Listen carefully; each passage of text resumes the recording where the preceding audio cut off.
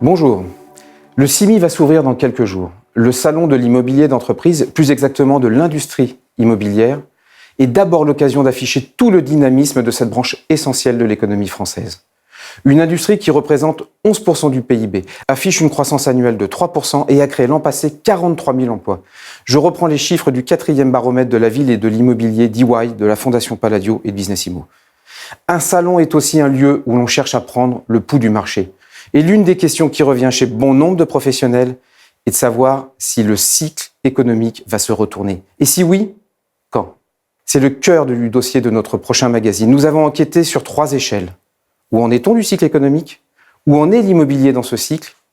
Et comment les investisseurs adaptent, affinent, éventuellement réorientent leur stratégie ? L'environnement macroéconomique, il se dégrade. Il est marqué par un ralentissement généralisé de la croissance mondiale et même un recul de la production manufacturée des principaux pays. En Europe, la Grande-Bretagne n'en finit plus de sortir du Brexit. Le moteur économique allemand commence à tousser.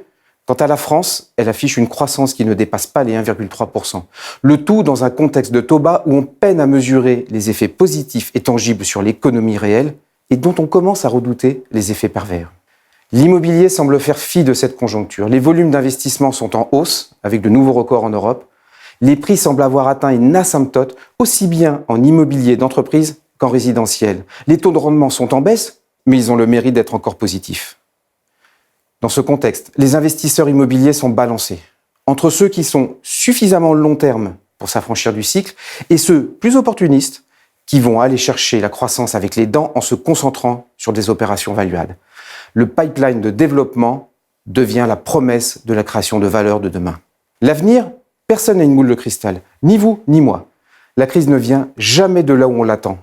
Plus qu'économique, elle pourrait être tout simplement une crise de conscience. Car devant nous se présente un véritable choc, le choc climatique. Pour les plus pessimistes, c'est l'amorce inévitable d'une décroissance de notre modèle économique. Pour les optimistes ou les pragmatiques, c'est peut-être le début d'un nouveau cycle, un cycle dans lequel les acteurs de la fabrique de la ville ont un rôle clé à jouer.